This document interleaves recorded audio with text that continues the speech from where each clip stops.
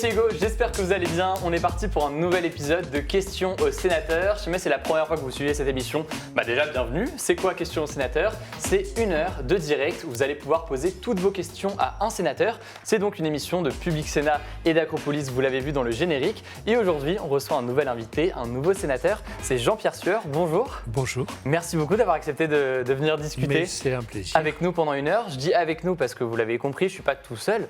Il y a en plus de moi des gens qui vous regardent. Il y a une télévision ici, vous pouvez les voir. Alors, les gens disent bonjour. Vous voyez, bonjour Gaël, bonjour Ornithorynque. Bonjour à tous. Bonjour à tous. Et ils s'affichent aussi ici, on va les voir devant nous. Et le principe, c'est quoi? C'est que pendant une heure, je suis le simple relais, le simple porte-parole des questions des jeunes qui sont dans le chat, des jeunes et moins jeunes d'ailleurs. D'accord. Pas de discrimination, qui sont dans le chat et qui ont des questions à vous poser. On y va. On y va. Il y a plusieurs choses déjà. Peut-être je vais vous présenter rapidement pour que tout le monde sache qui vous êtes. Et après, si vous voulez compléter la biographie, vous me dites. Vous avez été maire d'Orléans de 1989 à 2001. Vous avez été député de 1981 à 1991 pendant 10 ans. Secrétaire d'État de 1991 à 1993 et sénateur du Loiret depuis 2001. Donc ça va faire 18 ans environ. Vous êtes membre Ça fait pas mal, ça fait quelques années. Ouais. Vous êtes membre du Parti Socialiste, vice-président du Sénat, c'est bien. Non, vice-président de la Commission des lois. De la Commission des lois. Il y a un problème sur l'affichage. C'est pas grave, oui. Et du coup, vous êtes membre du Parti Socialiste, donc il y a beaucoup de choses à dire aujourd'hui. Oui. On va parler évidemment de l'affaire Benalla. Beaucoup ont suivi les commissions d'enquête, donc ça intéresse un certain nombre d'entre eux. On va parler évidemment de l'actualité, de Notre-Dame, des élections européennes, peut-être des gilets jaunes aussi. J'ai vu que vous aviez pas mal réagi. Voilà, les gens disent bonjour dans le chat. On va commencer sans plus tarder. Je rappelle le principe à ceux qui regardent l'émission. Dans le chat, du coup, posez vos questions. Moi, j'ai ma tablette sous les yeux. Je prends les questions les plus pertinentes, un maximum de questions, et j'en pose un maximum à vous pendant une heure. Peut-être déjà pour commencer, parce que beaucoup vous connaissent depuis l'affaire Benalla. Ça a été un moment assez important ces derniers mois. Une question de Julien Pagnac sur Twitter qu'il a posée hier. Il est comment Alexandre Benalla en vrai ? Écoutez, il est relativement sûr de lui. On a eu 2 auditions. Il était différent d'ailleurs, entre la première et la seconde. Ça tenait pour une bonne part au fait qu'il avait un premier avocat pour la première, une autre pour la seconde. Et sans doute pour la première, il était plus brut de décoffrage. Pour la seconde, il avait une avocate qui lui disait de ne pas répondre. Et donc, il était plus sur ses gardes. Il parlait moins. Il était plus discret de ce point de vue-là. Et qu'est-ce que vous répondez à ceux qui vous ont accusé de faire de la politique, à ceux qui vous ont accusé, notamment le gouvernement, qui a fortement remis en cause quand même cette commission d'enquête? Qu'est-ce que vous répondez à ces attaques qu'il y a eu? Mais je réponds que ces attaques n'ont pas de sens. Pourquoi ? Parce que dans une démocratie, il est très important qu'il y ait un contrôle. Et il n'y a pas de démocratie s'il n'y a pas une séparation des pouvoirs et s'il n'y a pas un Parlement qui exerce une mission de contrôle. De contrôle du pouvoir et de contrôle de l'exécutif. Et d'ailleurs, c'est ce qui est prévu dans la Constitution. Il est prévu dans la Constitution, article 51, alinéa 2, que les commissions d'enquête parlementaires contrôlent le gouvernement et évaluent les politiques publiques. La sécurité du chef de l'État, c'est une politique publique. Donc je vais dire à tous ceux qui nous accusent de faire de la politique qu'ils ont tort. Nous avons fait notre travail. Quel a été notre travail? Trouver la vérité. Mettre à jour tous les dysfonctionnements qui ont eu lieu au plus haut niveau de l'État. Le faire publiquement, puisqu'on a choisi, et c'est une nouveauté, c'est vrai, ce n'était pas le cas avant, que les 40 auditions soient publiques. C'est-à-dire qu'on a fait 50 heures de télévision. Et tous les Français ont pu voir les auditions. Sur Public Sénat. Oui, mais sur beaucoup de chaînes. Sur beaucoup de chaînes, c'est vrai que c'est paru sur BFM, sur beaucoup de chaînes. Et tout le monde a pu voir les questions que nous avons posées, que j'ai posées. Et nous avons sorti un rapport. Ce rapport, il n'a été contesté par personne. Certes, je n'ignore pas que M. Griveaux a dit qu'il contenait beaucoup de contre-vérités. Et puis, peu après, il a dit d'ailleurs je ne l'ai pas lu. Ce qui prouve que ce personnage est étrange. Et il a été dit que l'Élysée rendrait public les contre-vérités. Rien n'a été rendu public. Personne n'a contesté une seule ligne du rapport. Personne.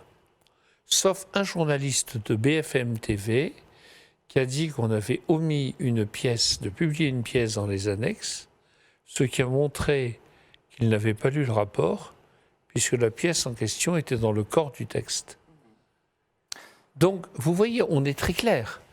Et quand M. le Premier ministre a dit, je ne sais pas pourquoi, que c'était contraire à la séparation des pouvoirs, ce qu'il a dit n'a pas de sens. Pourquoi ? Parce que nous avons strictement respecté l'indépendance du pouvoir exécutif et l'indépendance de la justice. Nous avons simplement fait notre travail. Et je précise, parce que je suis un peu long là, cher Hugo, mais puisqu'on en parle beaucoup, allons jusqu'au bout. Bah oui. Premièrement, ce n'est pas la faute du Sénat si M. Benalla s'est comporté d'une façon aussi étrange, bizarre, inacceptable à bien des égards. Ce n'est pas la faute du Sénat si, parce que beaucoup de gens au plus haut niveau de l'État ont considéré qu'il était protégé, si toutes ces personnes ont dysfonctionné. Et ce n'est pas la faute du Sénat si plusieurs personnes qui étaient haut placées à l'Élysée n'ont pas dit la vérité à la commission d'enquête. Or, devant une commission d'enquête parlementaire, on jure de dire la vérité, toute la vérité, rien que la vérité. Ce n'est pas de notre faute s'ils ne l'ont pas fait. Et donc, nous avons tiré les conclusions en adressant une lettre au président du Sénat, en lui disant qu'il fallait saisir la justice. Le président du Sénat a réuni le bureau du Sénat, qui nous a approuvés et qui est même allé plus loin que nous, puisque s'agissant de 3 hauts fonctionnaires de l'Élysée, nous avons simplement dit qu'ils avaient retenu une part significative de la vérité, et c'est le bureau du Sénat qui a dit que pour une de ces personnes, il fallait aller plus loin et parler de faux témoignages. Donc tout ça s'est déroulé en toute transparence par rapport à de graves dysfonctionnements, à de graves problèmes. Nous avons dit la vérité. Elle n'est pas contestée. Maintenant, c'est à la justice de faire son travail. Mais voyez-vous, je ne regrette rien. Et je récuse totalement, je considère comme une injure. Je considère comme une injure que l'on me dise que j'ai fait ça dans un esprit politicien ou pour faire de la politique. Parce que ce n'est pas vrai.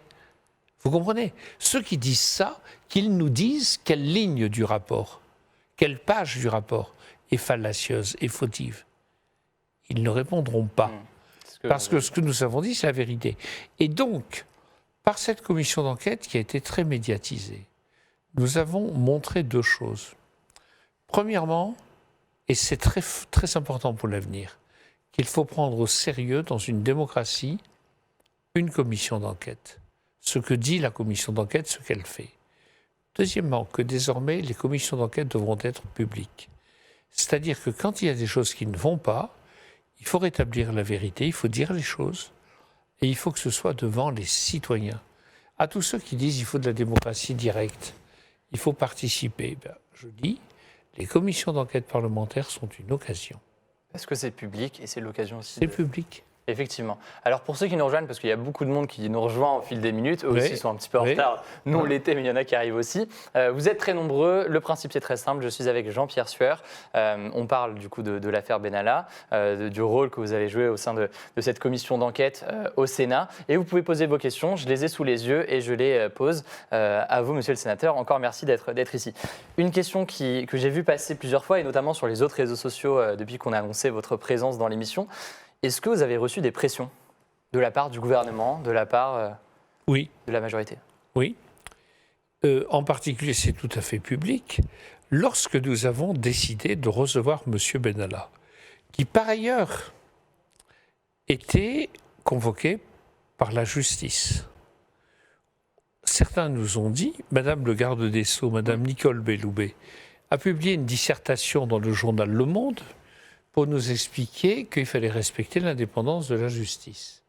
Mais on n'avait pas besoin de cette dissertation. Figurez-vous que j'ai lu la Constitution, je connais l'article 51 alinéa 2, je connais l'article 24 de la Constitution, et je sais très bien que nous ne devons pas empiéter sur ce qui relève de la justice, mais que nous devons nous contenir dans notre rôle, qui est de rechercher la vérité, de rechercher les dysfonctionnements et de proposer des réponses. C'est quel type de pression qu'on reçoit dans ces cas-là? Eh bien, par exemple, cet article du journal Le Monde, c'était une manière de dire « Occupez-vous de vos oignons et n'auditionnez pas M. Benalla parce qu'il va être auditionné par la justice. » Mais je vais être très précis. Naturellement, si on dit cela, il n'y a plus d'enquête parlementaire possible. Il n'y a plus de commission d'enquête parlementaire possible. Pourquoi?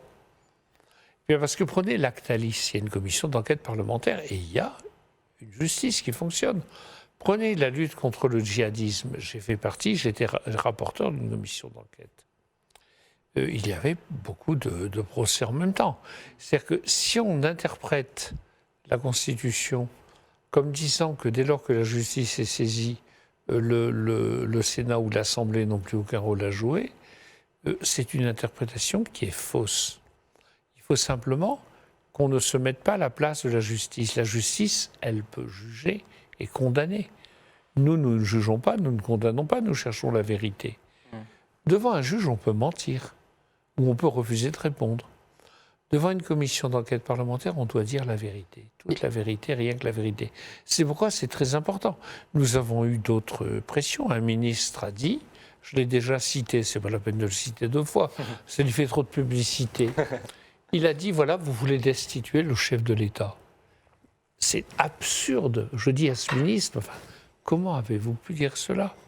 La destitution du chef de l'État, c'est une procédure qui existe, mais qui n'a strictement rien à voir avec la procédure de commission d'enquête parlementaire. Je vais même vous dire quelque chose qui est dans le rapport. Figurez-vous qu'on a demandé une pièce qui avait été perquisitionnée par la justice. Donc elle était sous scellé. Madame la garde des Sceaux a dit donc vous ne pouvez pas y accéder. Nous avons saisi le juge. Et le juge nous a dit mais vous avez tout à fait le droit d'accéder à cette pièce, vous devez pouvoir y accéder. Donc je lève les scellés, a dit le juge, et on a pu y accéder. Ouais. Donc il y a un problème sur vous dans le traitement du gouvernement de cette affaire. Je pense qu'on le comprend bien. Il y a d'autres questions qui sont dans le chat et que je vois à l'instant. Et même pour être clair, comme il y a eu le rapport de la commission, puis on a envoyé une lettre au président du Sénat, puis le bureau du Sénat s'est réuni. Bien, je sais qu'il y a eu quelques pressions sur des membres du bureau. D'accord. Des pressions privées qui ne sont pas autres que publiques dans des médias. Des paroles. Pour qu'ils désavouent la commission et ses rapporteurs.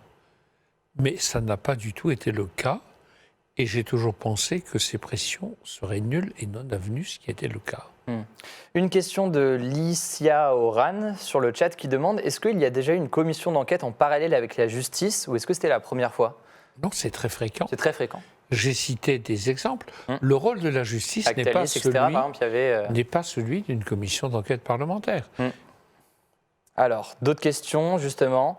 C'est une des questions qui revient souvent Alors, j'essaie de retrouver... Voilà. Bouka57 qui se pose la question de l'utilité d'avoir en parallèle une justice qui fait l'enquête et le Sénat qui fait sa propre enquête, d'avoir 2 enquêtes en même temps. Qu'est-ce que vous en pensez? C'est parce que la Constitution, c'est pas moi qui ai écrit la Constitution. La Constitution, elle dit que le pouvoir législatif, à savoir l'Assemblée et le Sénat, ont pour mission de contrôler le gouvernement. Il n'y a pas de démocratie si les pouvoirs ne sont pas contrôlés les uns par les autres. Une autre... Ouais. Et donc, c'est très clair, la Constitution dit que le pouvoir législatif, par l'intermédiaire des commissions d'enquête parlementaires, doit contrôler le gouvernement et évaluer les politiques publiques. Mais nous le faisons tout le temps. Vous savez, je suis parallèlement rapporteur pour avis, pour la commission des lois, du budget de l'Élysée. Et donc chaque année, je vais à l'Élysée, je vais voir le directeur de cabinet, et je lui pose environ 40 questions sur les personnels, les véhicules, les déplacements, etc. Pour exercer un contrôle. Tout cela est public. C'est-à-dire que ce rôle, le Parlement a deux missions. Premièrement, voter la loi. Deuxièmement, contrôler le pouvoir exécutif. Alors, une autre question, pas forcément sur le pouvoir, en tout cas sur le gouvernement en place, mais une question de Tsar 333 qui demande « Que pensez-vous d'une commission parlementaire sur les influences étrangères exercées sur le Rassemblement national ?» en parlant évidemment de Steve Bannon et des influences russes. Cela a été demandé, c'est une possibilité.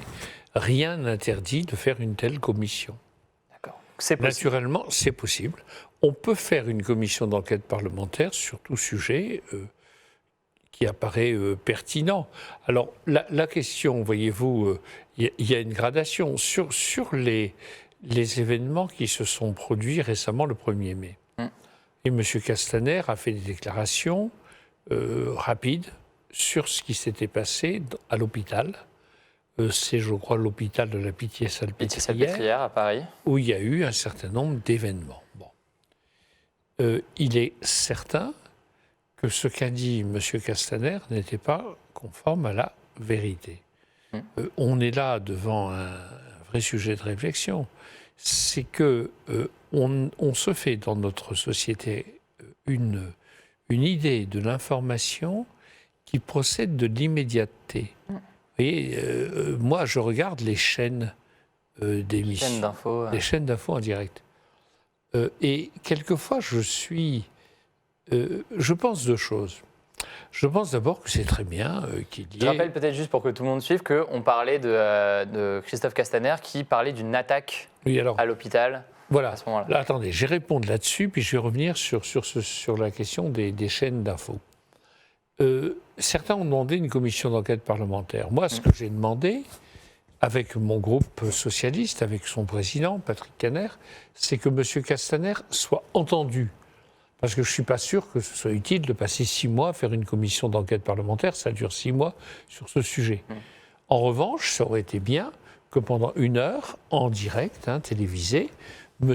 Castaner puisse venir s'expliquer et répondre à nos questions.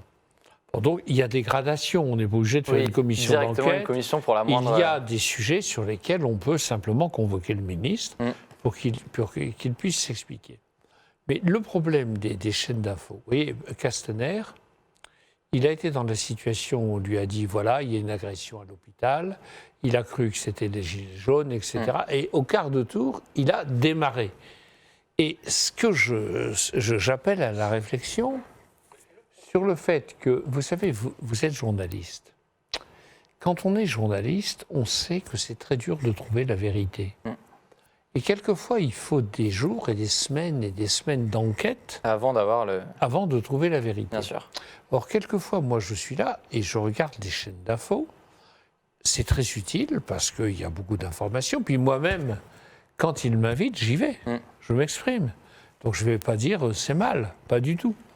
Mais quelquefois, je vois de pauvres journalistes qui sont là. Il s'est passé quelque chose. Bon, mettons, il y a eu une explosion. Ils doivent réagir. Il y a quelqu'un qui arrive dans les 7 minutes, qui est là avec une caméra devant son micro et qui ne sait pas. Donc il dit, nous sommes là, voilà, nous attendons des informations, il semblerait que... Oui, donc, ils doivent meubler le temps. Ils doivent meubler. Alors, ils sont toujours... Il est là, bon alors 10 minutes après, oui... un quart d'heure après, 1 heure après, bon, ça finit par être assommant, parce qu'on a envie de leur dire, mais écoutez, arrêtez, prenez le temps de savoir ce qui s'est vraiment passé, et faites-nous une émission à 20h pour nous le dire. Autrement dit, moi, je ne crois pas, et j'appelle à la réflexion, je ne crois pas que l'immédiateté soit une valeur. Alors, une question liée à ça. De Payet à Binous, qui demande, justement sur la question du contrôle des médias, est-ce qu'il faudrait davantage de surveillance des infos des médias pour éviter les éventuelles infos douteuses ou les fake news? Non. Non, pas besoin de... Non, mais attendez, je suis clair. Oui. Moi, mon père était journaliste. J'ai un respect énorme pour les journalistes.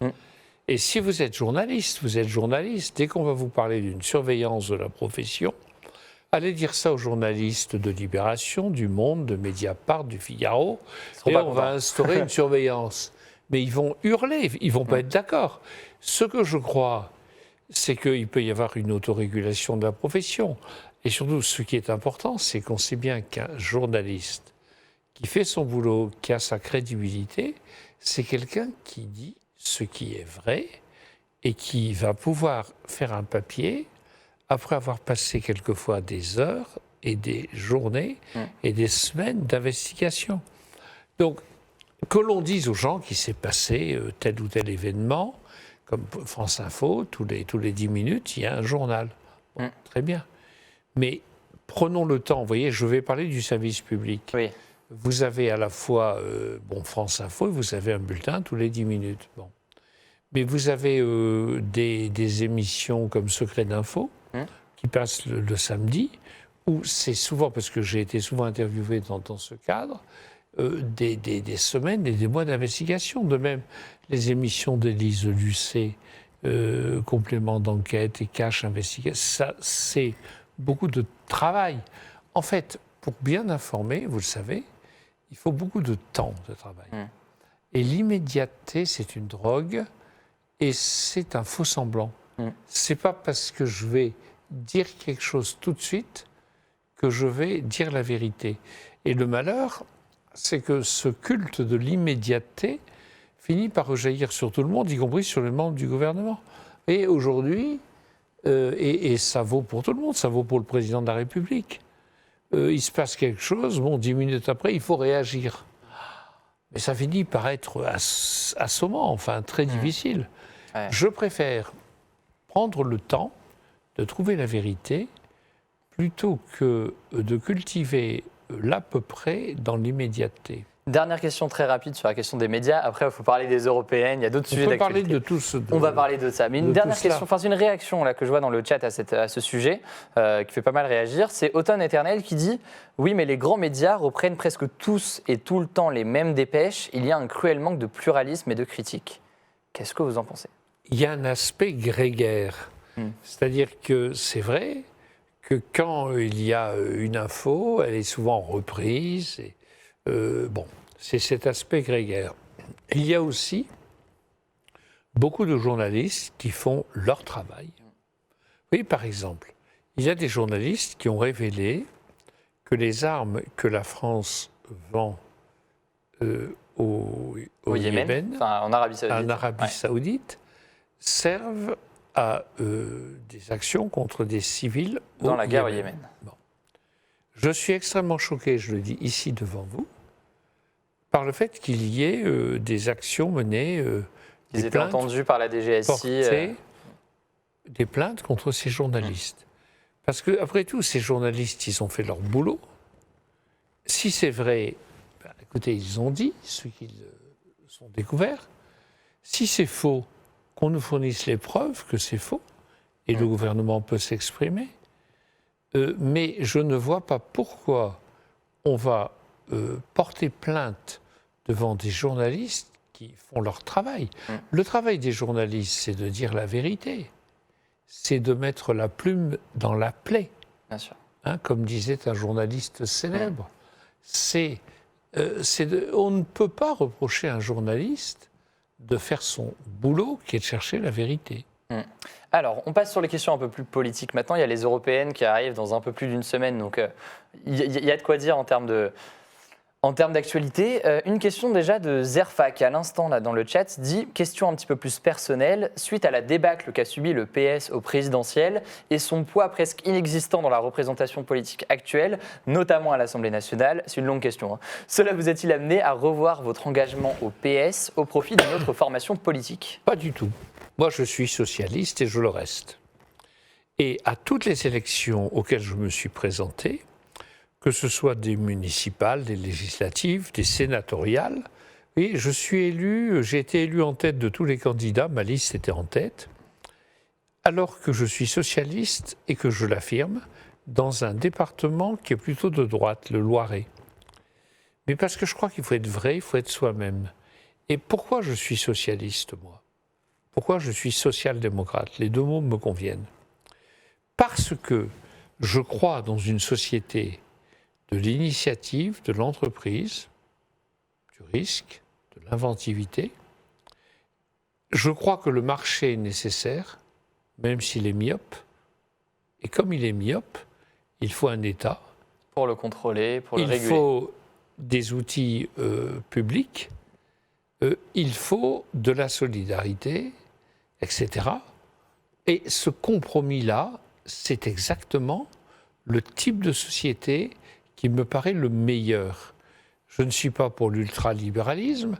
L'ultralibéralisme, ça consiste à dire que le marché va tout résoudre. Non, il est nécessaire, mais il est myope. Je ne suis pas pour l'étatisme acharné, parce que ça ne marche pas. Quand on veut que l'État gère l'économie, en général, ça ne marche pas. Je suis pour une puissance publique qui fait son boulot, et de nombreux acteurs dans la société qui travaillent avec une part d'autonomie importante. Je suis pour la décentralisation, etc. Mais cet idéal-là que je viens de dire, il est formidable. Vous comprenez, j'ai soutenu cela avec François Mitterrand, avec Lionel Jospin, avec François Hollande, avec mes références, vous savez, c'est Pierre Mendès France, Michel Rocard, Jacques Delors, qui ont défendu cela. Et ça reste complètement d'actualité.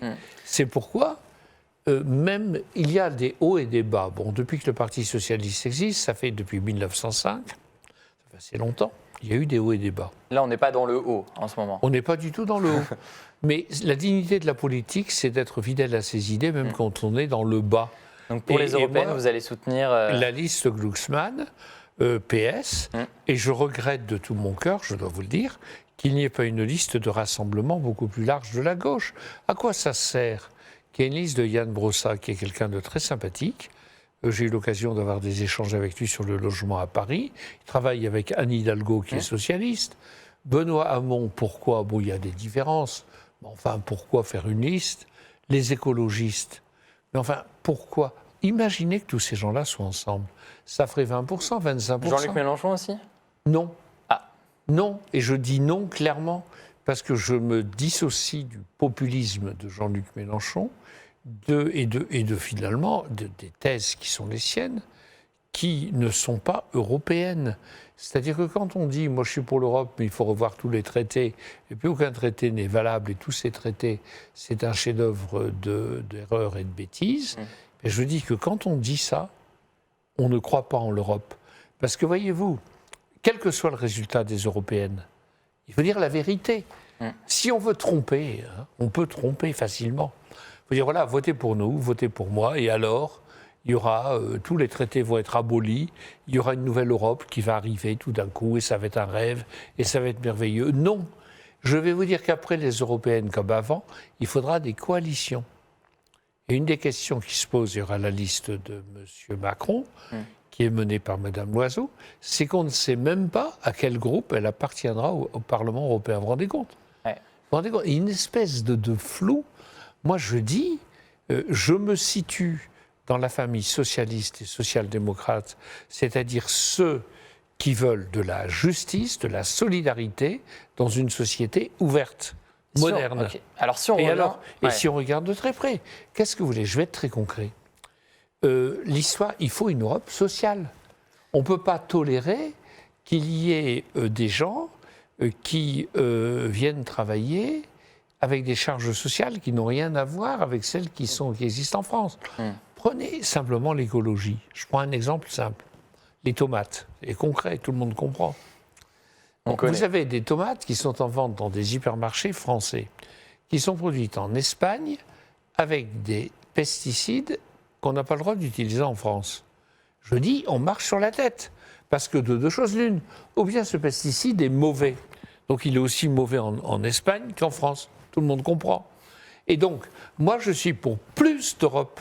C'est-à-dire qu'il y ait des règles sur toute une série de choses, qu'elles soient du droit du travail ou qu'elles soient du droit de l'environnement, et qu'elles s'appliquent à tout le monde. Donc, qu'est-ce qu'il faut faire? Il y en a qui arrivent en Europe avec des préjugés absolus, totalement nationalistes, et qui en fait, soyons clairs, ne veulent pas de l'Europe, ou qui disent que l'Europe est responsable de tous les maux. Je dis, mais quelle bêtise, quelle absurdité. Moi, je suis profondément, viscéralement européen, et je crois que dans ce monde où il y a des continents aujourd'hui, vous voyez, vous avez l'Amérique de M. Trump, vous avez Monsieur Poutine, vous avez la Chine, etc. Dans ce monde-là, où les grandes puissances et les continents ne sont pas forcément dirigés par de grands humanistes. On est d'accord, Hugo ? Eh bien, il faut que l'Europe, elle soit unie, elle soit forte avec ses valeurs. Et il faut qu'elle soit forte pour avoir une puissance publique qui impose des règles qui s'appliquent à tout le monde. Et alors justement, d'un point de vue économique, vous avez parlé d'Europe sociale. Tanaël demande dans le chat, une Europe sociale, c'est-à-dire, est-ce que ça veut dire par exemple une uniformisation des charges en Europe ? Mais oui, mais je pense que ce n'est pas possible tout de suite. Et donc, ce qui est réaliste, parce que c'est difficile si vous dites, on va appliquer les mêmes charges en France et en Pologne, ou en Slovénie, ou en Roumanie, c'est difficile. Mais je voudrais d'abord que les Français soient conscients, parce qu'on est dans un pays où les gens râlent tout le temps. Une sorte de culture nationale. Mais vous savez, en France, on a un système social qui est assez remarquable. Je ne sais pas si vous connaissez un seul pays au monde où on bénéficie de ce dont on bénéficie en France en matière de sécurité sociale, de remboursement des médicaments, des consultations, des séjours à l'hôpital. Comparé avec ce qui se passe en Grande-Bretagne, avec ce qui se passe aux États-Unis, etc. Regardez aux États-Unis, Obama, le mal qu'il s'est donné pour mettre en œuvre ce qui n'est même pas un cinquième de la sécurité sociale française.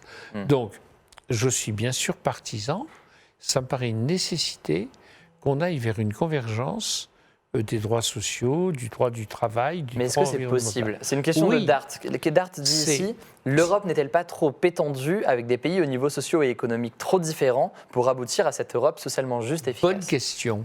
Et certains disent, finalement, il n'aurait pas fallu accepter ces pays de l'ancienne Europe de l'Est. Et moi, je dis, mais s'il fallait les accepter.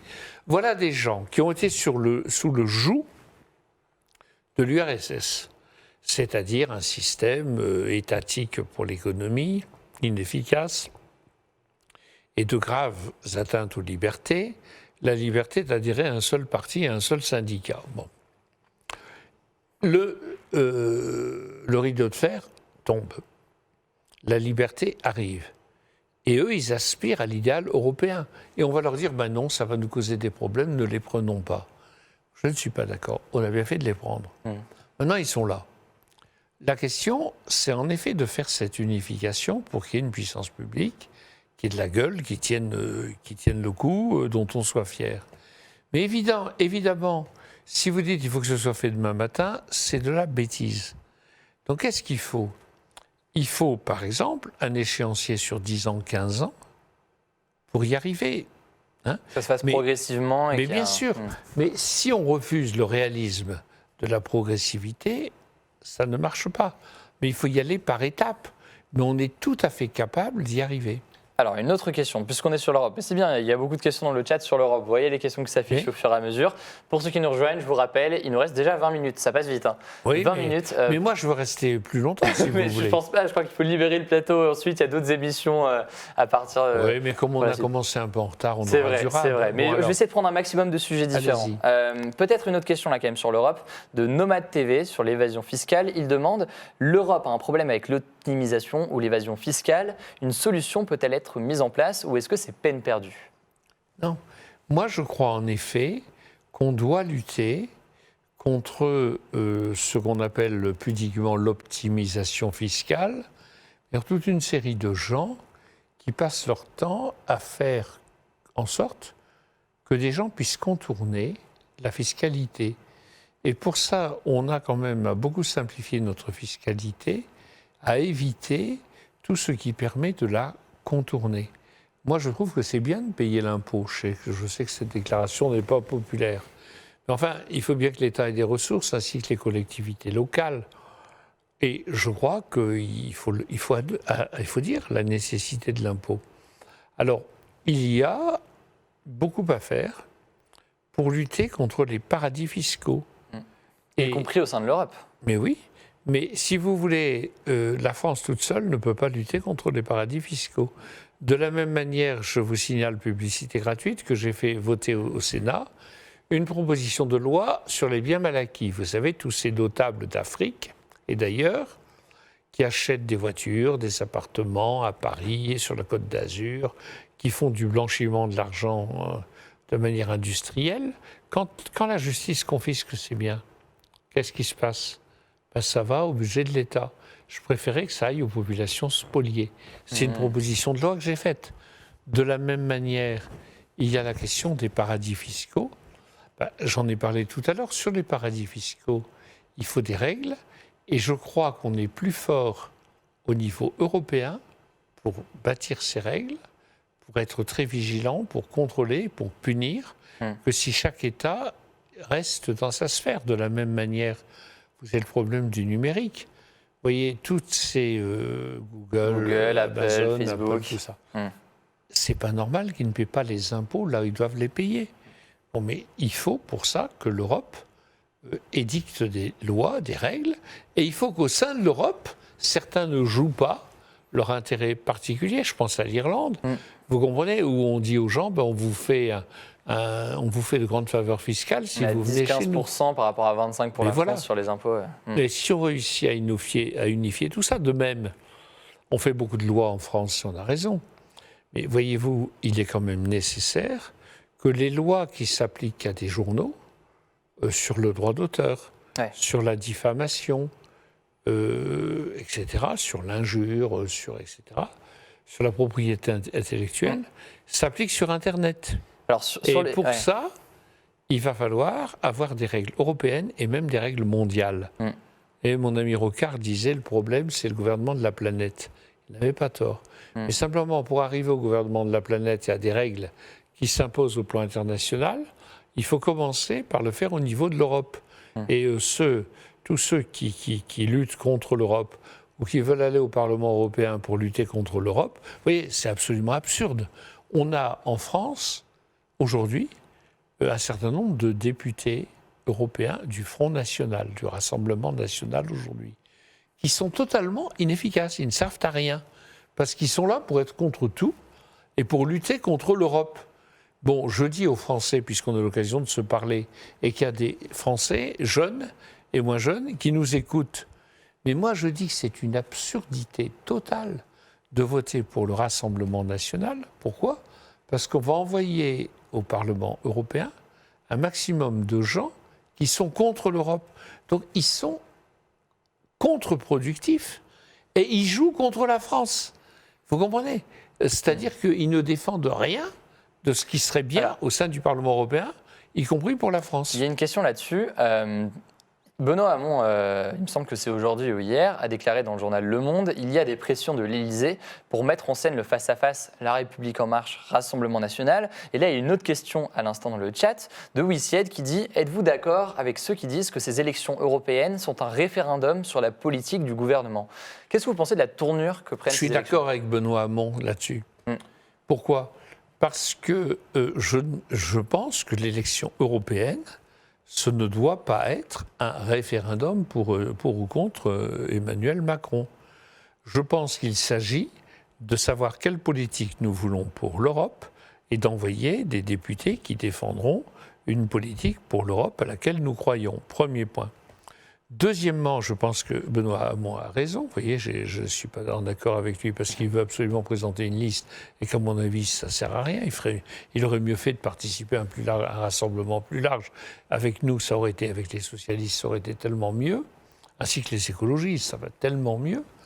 Mais là où il a raison, c'est qu'il y a des paroles qui sont dites par Mme Loiseau, par M. Macron lui-même, en disant voilà, il y a nous, et il y a les Fronts National, enfin le Rassemblement National. Mais c'est complètement faux. Il y a toute une série de listes. 33 listes. Oui, mais dans les 33, il y a un certain nombre de listes qui sont... la liste que je soutiens, celle de Raphaël Glucksmann et des socialistes, soutenue d'ailleurs par Christiane Taubira, par Bernard Cazeneuve, par Anne Hidalgo et par Martine Aubry, donc des personnes qui comptent dans notre société. Cette liste-là, elle est totalement européenne, mais il y a un programme qui est abondant, qui est bien fait, d'ailleurs, qui est riche, et qui parle de l'Europe sociale. Bon, je ne vois pas de quel droit Monsieur le Président de la République, quand bien même il est Président de la République, dirait, eh bien, il y a deux solutions, ou bien le Front National, et alors là c'est anti-européen, ou nous. Mais non, il y a plusieurs dans la démocratie. Des alternatives. Et le président de la République, qui est le président de tous les Français, je le rappelle, même s'il a été élu sur la base d'un parti politique qu'il a lui-même créé, c'est normal. Mais en tant que président de la République, c'est normal, à mon avis, qu'il dise « je suis contre ceux qui refusent l'Europe ». Parce que vraiment, la France, on a le drapeau de la France. Il y a même une loi en ce moment au Parlement pour qu'on installe dans toutes les classes le drapeau bleu, blanc, rouge et le drapeau européen. Bon, très bien. Mais de quel droit il va dire il y a une liste qui défend l'Europe? Il y a plusieurs listes qui défendent des projets européens différents. Et voilà. Et refuser ce pluralisme-là, c'est simplifier les choses. Et je pense que ce n'est pas prendre au sérieux nos concitoyens. Alors, une autre question, en attendant qu'il y ait d'autres questions sur les européennes qui risquent de revenir, il nous reste 13 minutes. C'est bien, c'est déjà pas mal. Hein. C'est déjà pas mal. On va serait sur une chaîne d'infos, vous vous rendez compte? C'est vrai, 13 minutes, ce serait déjà un luxe pas possible. Pensez au journal de 20h. Ouais. Vous savez, au journal de 20h, très souvent les sujets durent 1 minute, 2 minutes. Alors vous savez, mon ami Rocard, il disait, mais c'est assommant. Parce que vous imaginez, vous avez 1 minute 5, vous devez dire le point de vue du numéro 1, le point de vue de celui numéro 2 qui n'est pas d'accord avec le numéro 1, et le commentaire du journaliste. Ça veut dire que vous avez des phrases, des bouts de phrases. Or, une pensée. Et nous avons une grande tradition philosophique, non seulement en France, mais en Europe et dans le monde. Une pensée, c'est pas un slogan, c'est pas 3 mots. Ça se développe. Oui, ça se développe.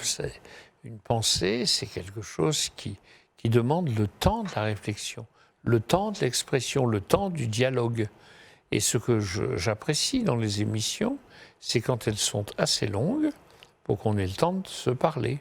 Là, on a le temps, c'est bien. On a bien le temps. On a le temps. C'est pourquoi je reviendrai quand vous m'inviterez. Avec grand plaisir. Et c'est pourquoi on pourrait continuer, d'ailleurs, au-delà de l'heure. Avec grand plaisir. Moi, je pense que le plateau doit être libéré. Avec grand plaisir pour recevoir un autre jour, en tout cas. Alors, on n'a pas fini l'émission. Il nous reste un peu de temps pour des questions. Une question. Alors, en attendant d'autres questions sur le chat, une question concernant les gilets jaunes. Alors, j'ai fait un peu quelques recherches en préparant l'émission. Vous avez dit au Figaro récemment, quand je suis en voiture et que je vois des gilets jaunes, en règle générale, je m'arrête. Que vous disent les gilets jaunes que vous rencontrez? Alors, je vais vous dire, il y a plusieurs phases. Première phase, les premiers samedis. Moi, je me rappelle, le premier samedi, novembre, je devais faire une conférence à Saint-Jean-de-la-Ruelle sur 2 écrivains face à la guerre, parce qu'on était vers le 11 novembre, Charles Péguy et Maurice Genevoix. Je passe sur le pont à Orléans, un des ponts, je vois des gilets jaunes qui sont là, je m'arrête, je gare ma voiture et je vais saluer, serrer la main de tous les gilets jaunes qui étaient là. En vous présentant en tant que sénateur? Ah mais ils n'étaient pas la peine de me présenter, ils me connaissent. D'accord. À Orléans, je suis assez connu. Ça fait donc 38 ans que je suis élu, donc ça fait... Oui. Un certain palmarès, ou une certaine continuité, ou peut-être trop d'ailleurs. Bon. Toujours est-il qu'on parle, ils me disent leurs revendications, le prix de l'essence, etc. Et je leur dis, vous savez, j'aime bien parler avec vous, d'ailleurs je vais revenir, mais je dois aller faire une conférence. Mais très gentil, ils m'ont dit, oui, il faut aller faire la conférence. Et ça s'est très bien passé. Et d'autres fois, pendant les premières semaines, je me suis très souvent arrêté, et on a beaucoup discuté. Mais je me suis arrêté, j'ai serré la main, j'ai demandé, on a dialogué. Bon. Ça n'a jamais été hostile? Si. Ah, ça c'était le premier cas de figure où ça se passe bien. Je vous dis la vérité. Ces derniers temps, c'est très différent. Parce que j'ai senti des personnes agressives et qui en voulaient à tout élu. Et moi, je leur ai dit, mais ce n'est pas une solution. Et ce n'est pas non plus une solution, un mouvement dans lequel on ne veut pas qu'il y ait des représentants. Voyez-vous, ceux qui se présentent aux élections, là, sont mal vus. Comme si on récusait même la politique. Qu'est-ce que c'est que la politique? C'est quand même être d'accord pour désigner par le vote démocratique des représentants, des élus. Et j'ai eu le sentiment qu'il y avait chez certains, je ne mets pas tout le monde dans le même panier, pas du tout, un certain nihilisme.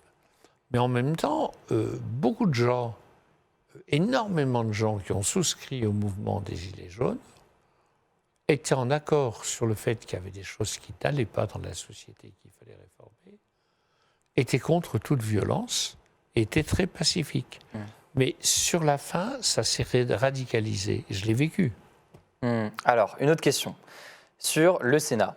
Parce qu'on est quand même, c'est une émission d'Acropolis et de Public Sénat, donc il faut parler un peu du Sénat. On en a parlé au début avec l'affaire Benalla, mais sur l'âge des sénateurs. Une question de Zerfa qui dit « La moyenne d'âge au Sénat est de 60 ans environ.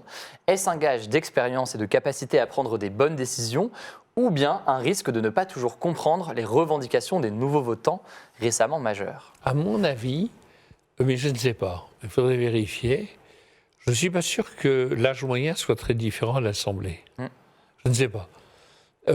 Franchement, je ne sais pas.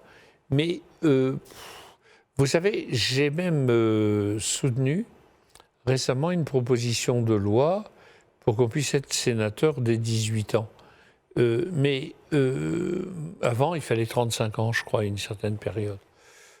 Écoutez, je suis partisan que le Sénat représente le plus possible la société française dans sa diversité. J'ai vécu à l'Assemblée nationale, je suis au Sénat.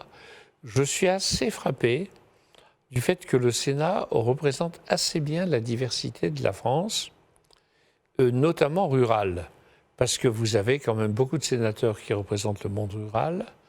Peut-être d'ailleurs que le monde urbain, le monde des villes et des banlieues n'est pas assez représenté au Sénat. Mais j'ai quand même l'impression, le plus souvent, d'avoir dans mes collègues des gens qui font corps avec un département, qui quand ils parlent de l'agriculture, de l'industrie, de l'emploi, de l'environnement, de beaucoup de sujets, ils se réfèrent constamment au réel. Et peut-être une autre question sur la réforme du Sénat. Il y a beaucoup de discussions en ce moment, il y a beaucoup de choses qui émergent. L'idée déjà de supprimer le Sénat tout simplement. D'autres idées qui proposent de réduire le nombre de parlementaires. Qu'est-ce que vous pensez de tout ça ? Supprimer le Sénat, j'imagine que ce n'est pas votre... Non mais attendez, moi je ne défends pas le Sénat comme si je devais défendre ma boutique. Pas du tout. Ce que je défends, c'est le bicamérisme. C'est-à-dire le fait qu'un Parlement n'est intéressant que lorsqu'il y a deux chambres, deux assemblées. Pourquoi ? Eh bien parce que si vous n'en avez qu'une, il n'y a pas de navette. C'est-à-dire que le texte, un projet de loi ou d'une proposition de loi, il arrive, il est examiné, il est voté ou il n'est pas voté. L'élaboration de la loi, c'est ce qui me passionne, moi. Voyez-vous ? Quand vous élaborez une loi, vous allez penser que cette loi, elle va s'appliquer dans toute la France, c'est-à-dire qu'elle va s'appliquer à Wallis et Futuna comme à Saint-Pierre-et-Miquelon, comme en Guyane, comme à Dunkerque ou à Perpignan ou à Strasbourg, et elle va s'appliquer souvent pendant très longtemps. Vous comprenez, la loi de 1881 sur la presse, elle est en vigueur aujourd'hui. Oui, la loi de 1905 sur la séparation de l'Église et de l'État. 1901 sur les assos, il y a 1901 sur les associations. Donc les lois, contrairement à ce qu'on croit, durent longtemps. Et moi, j'aime beaucoup ce travail d'artisanat qui consiste à voter la loi après des navettes. Première lecture, mettons, à l'Assemblée, deuxième lecture au Sénat, nouvelle lecture à l'Assemblée, nouvelle lecture au Sénat. Mais ça a été aboli depuis qu'il y a la majorité et le président actuel. Ça avait déjà baissé avec François Hollande, mais je critique le fait que toutes les lois soient présentées selon la procédure accélérée. Pour moi, il faut du temps pour faire la loi. Les bonnes lois, c'est comme le bon vin, ça doit maturer. Et vous savez, tout mot dans la loi va avoir des conséquences pour des Français. Oui. Vous faites une loi sur les retraites, mais le lendemain, votre téléphone n'arrête pas de sonner. Et moi, vous faites une loi sur la sécurité sociale, alors ce médicament, comment on rembourse pas. Les lois, c'est la vie des gens. Et il faut le temps. Il faut du temps pour faire de bonnes lois. Et cette idée de vouloir absolument faire à marche forcée des procédures accélérées, c'est une idée fausse. Il faut faire moins de lois. Hier, je me suis mis en colère au Sénat, enfin en colère très gentiment. Mais qu'est-ce que vous voulez ? On commence par un article 1, la loi sur l'école. avec tout un baratin qui n'a aucune valeur législative. C'est une déclaration d'intention. Alors, il faut que les professeurs soient exemplaires. Oui, sur l'exemplarité des professeurs. Ouais. D'accord, mais pourquoi il faut que les journalistes soient exemplaires, il faut que les sénateurs soient exemplaires. Et dans la prochaine loi sur la police, je dirais, article 1, les policiers doivent être exemplaires. On va dire, pourquoi vous dites ça? Non, mais arrêtons. Il faut faire des lois plus courtes et des lois plus efficaces. Mais il faut prendre le temps de discuter. Deuxième question que vous m'avez posée, pourquoi réduire le nombre de parlementaires? Moi, je ne crois pas que ce soit une bonne décision. Pourquoi? Parce que, bien entendu, il y a là quelque chose d'un peu facile, en disant il y a trop d'élus, ça coûte trop cher, etc. Je ne crois pas que ce soit une bonne chose de dresser la nation contre les élus. Les élus, ils sont élus par les Françaises et les Français, et je ne pense pas qu'il y ait trop de parlementaires. Si on réduit trop, il y aura un sénateur, peut-être un député dans beaucoup de départements. Ce n'est pas la peine de nous faire des tas de discours du matin au soir sur la proximité, si on enlève la proximité entre les parlementaires et les citoyens. Ok. Alors, il nous reste 3 minutes. Là, par contre, là, on approche de la fin, en l'occurrence. Une question peut-être rapidement sur de Bravior, qui demande que pensez-vous de Juan Branco et de ses propos? Est-ce que vous avez entendu parler de ce personnage? Dites-moi les propos. Juan Branco. Alors, ses propos, c'est un ouvrage qu'il a sorti. Du coup, on va sauter la question, mais c'est un ouvrage qu'il a sorti qui fait beaucoup réagir sur les réseaux sociaux. Il adresse une critique en fait d'Emmanuel Macron et de la façon dont il est arrivé au pouvoir. Et du coup, mais jamais vous ne le connaissez pas, et du coup, ça va être dur Si, mais il y a des livres qui sont parus, etc. Oui, il y en a, c'est pas le seul. C'est pas le seul. J'ai entendu ce nom. J'ai entendu parler d'un autre livre que je n'ai pas lu. Oui. La liberté d'écriture, d'expression, de critique, elle est intégrale et chacun peut dire ce qu'il souhaite. Il faut simplement dire la vérité. Et si on ne dit pas la vérité, eh bien on a tort et on s'expose à toutes sortes de procès. Très bien. Alors, il nous reste là maintenant 2 minutes. Je vais vraiment en décompte vers la fin, mais j'essaie de caser un maximum de questions avant la fin. Voyons voir. Est-ce qu'on a le temps? Peut-être une question. Alors, une question sur le climat qui était sur les réseaux sociaux, sur les jeunes qui marchent pour le climat. Il y a eu des mobilisations récemment. Alors, pas que des jeunes d'ailleurs. On parle beaucoup des jeunes, mais il n'y a pas que des jeunes qui se mobilisent. Qu'est-ce que vous en pensez de ces mobilisations pour le climat? C'est important. Et il est certain qu'il y a 10 ans, 20 ans, 30 ans, 40 ans, on n'aurait pas eu des mobilisations sur le climat. On avait des mobilisations sur les questions sociales. Et d'ailleurs, moi, je suis très attaché à ce qu'on tienne tous les bouts de la chaîne. Il faut se battre pour l'écologie et pour le climat. Il faut aussi se battre pour la justice sociale. Pour moi, ce n'est pas contradictoire, c'est complémentaire. Mais, comme l'enjeu climatique est devenu très grand, très fort, et qu'on sait que s'il n'y a pas des mesures fortes qui sont prises maintenant, dans les mois qui viennent, eh bien, il y aura des choses irréversibles. Je dis que tous ces jeunes qui manifestent, eh bien, ils ont raison. C'est le cri d'une génération. Et moi, je me dis que je dois l'entendre. Alors, j'ai 2 dernières questions pour vous. Première question, qui est beaucoup revenue là en fin d'émission. Est-ce que vous avez un livre à recommander?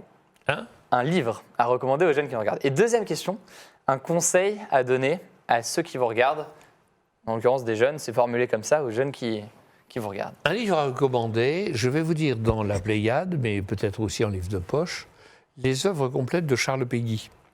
Parce que Charles Péguy, c'est quelqu'un d'extraordinaire. Vous avez fait de nombreux articles? J'ai fait de nombreux articles sur Charles Péguy, parce qu'il est inclassable. Et aucun système ne résiste à son analyse. Vous voyez, il était socialiste. Mais quand on lui a dit il faut que dans la revue socialiste, tu exposes la position du parti, il a dit je fiche le camp.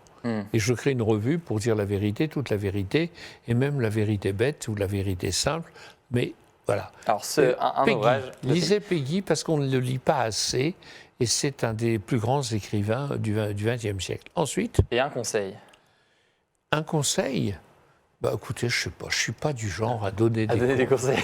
Non, je trouve que ça fait un peu. Vous voyez, je dirais simplement qu'il faut être soi-même. Il y a un livre très célèbre, c'est la Bible, le Nouveau Testament, dans lequel il est écrit cette phrase: la vérité vous rendra libre. Je réfléchis beaucoup à cette phrase. J'ai fait une préface à un livre en parlant de cette phrase. Parce qu'on dit aussi que toute vérité n'est pas bonne à dire. Et si on disait toute la vérité sur ce qu'on pense des gens, c'est le misanthrope de Molière, Alceste, il veut tout dire. Il veut dire, voilà, monsieur, votre sonnet, il est détestable. Alors, il y a son ami Philinte qui lui dit, mais enfin, si on fonctionne comme ça, la société va être invivable. Tu dis toujours la vérité. Et en même temps, et c'est vrai ça, la transparence absolue, la vérité absolue, c'est totalitaire. D'accord ? Et en même temps, la politique n'a de sens que si par moment, dans la gangue des préjugés, de la langue de bois et des phrases toutes faites, tout d'un coup, il y a quelque chose qui éclaire, qui déchire, qui apparaît et qui change les choses et qui est une parole juste, une parole vraie. Vous savez, je pense à une personne, c'est Christiane Taubira. Oui. J'aime beaucoup Christiane parce qu'elle ne fait pas de la politique comme tout le monde. D'abord, elle a un langage qui est très beau, très pur, c'est très important. Puis il y a des moments, au-delà des appareils, au-delà des conformismes, au-delà des pensées toutes faites et des idées prémâchées, préfabriquées, il y a la parole d'une femme qui est là et qui vous dit « je pense que ». Et ça, vous voyez, ça vaut de l'or. On va finir du coup sur ces beaux mots. Merci beaucoup. Merci Hugo. C'était très intéressant. Super. Et vous voyez, les gens étaient contents aussi dans. Je ne sais pas s'ils sont contents. Regardez, Milou qui dit j'aime beaucoup ce monsieur, il est inspirant. Il y a eu plein de réactions à ce que vous avez dit. Vraiment, merci beaucoup. Voilà, Zerfa qui dit des réponses très pertinentes. Il y a une personne agréable à écouter. Donc on a pris le temps de discuter et ça a merci plu. Zerfa. Vous voyez tous les commentaires en direct. Les gens sont très contents d'avoir suivi l'émission. Merci Gaël Gallois. Merci Fanny Dufosse. Merci l'Auvergnate Relou. Ça va être très long. Hein. Il y en a beaucoup qui vous. Il y en a beaucoup. Bon, mais c'est très bien. Tout le monde vous dit merci. Alors, on a merci Omegax 64. Voilà. Merci Nati Zina. Merci à tous. Je vous embrasse. Hein. Ça Allez, fait plaisir. Bonne fin de soirée. Qu'est-ce que je voulais vous dire, moi, juste avant ? La semaine prochaine, on a Marie-Pierre de la Gontrie, sénatrice socialiste de Paris, qui vient ici sur ce même siège pour répondre aux questions de Jean. Ce sera Jean la semaine prochaine pour cette émission. Et le prochain live d'Acropolis, c'est ce soir à 20h30 pour le commentaire en live du débat des Spitzenkandidaten, j'ai plus ou moins bien prononcé, avec Adrien et Sylvain. Merci évidemment à Public Sénat, merci à OGaming, merci à Andy qui m'a aidé à remonter les questions les plus pertinentes sur ma petite tablette. Je crois que j'ai tout dit. Merci encore d'avoir été ici. Beaucoup. Merci à vous tous pour nous avoir suivis. C'était super de vous avoir. Et puis on se dit à très vite. Merci.